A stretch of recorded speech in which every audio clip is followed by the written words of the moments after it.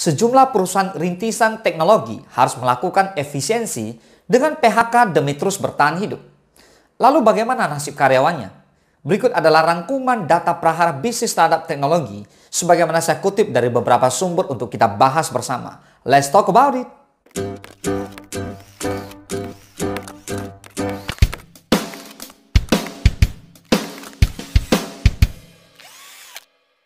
Data yang dirangkum antara lain mencakup jumlah pemutusan hubungan kerja atau PHK startup dunia dari waktu ke waktu.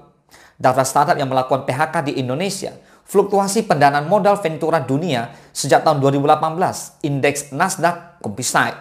Selain itu, dari penyebab bangkrutnya startup, hasil survei pengguna tentang alasan memakai layanan startup, perbaikan diperlukan kalangan startup, serta data lainnya. Perusahaan rintisan startup di seluruh dunia tengah memasuki musim dingin.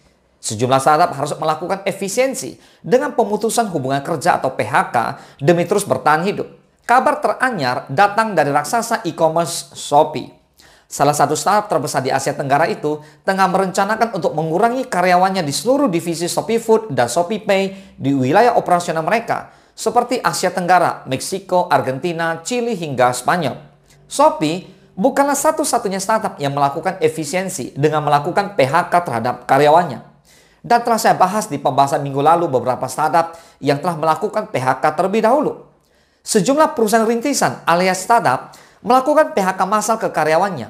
Salah satu faktor utamanya ialah terkait makroekonomi secara global yang penuh ketidakpastian selama pandemi COVID-19 dalam 2 tahun terakhir ini. Apakah fenomena ini akan menjadi awal bubble burst alias ledakan gelembung startup di Indonesia? Kesenjangan antara jumlah lowongan yang terbuka dan jumlah lulusan sangat tinggi.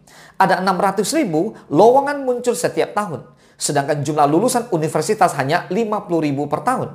Jadi untuk setiap CV ada 12 lowongan yang dibuka sehingga menghasilkan perbedaan yang drastis. Tidak hanya kurang dari sisi kuantitas, namun kurangnya pelamar kerja yang berkualitas juga tentu dapat menghambat pertumbuhan perusahaan di Indonesia.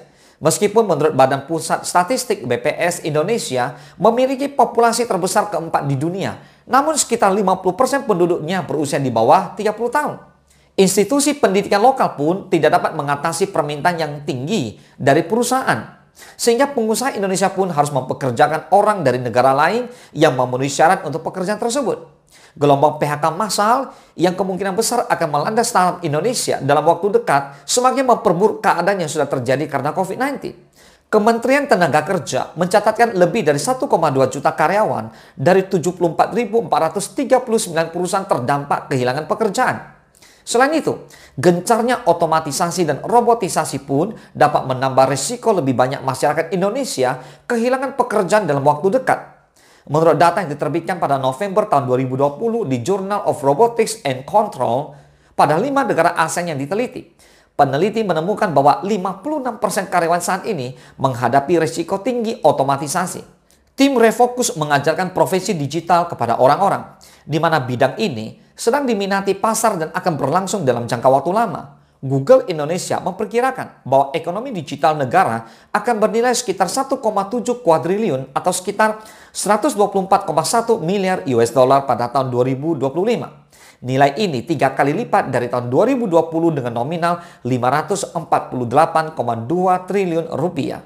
Menurut laporan terbaru oleh perusahaan konsultan strategi Alpha Beta, karyawan dengan keterampilan digital memiliki potensi untuk berkontribusi lebih dari 4 triliun rupiah terhadap produk domestik bruto di Indonesia pada tahun 2030.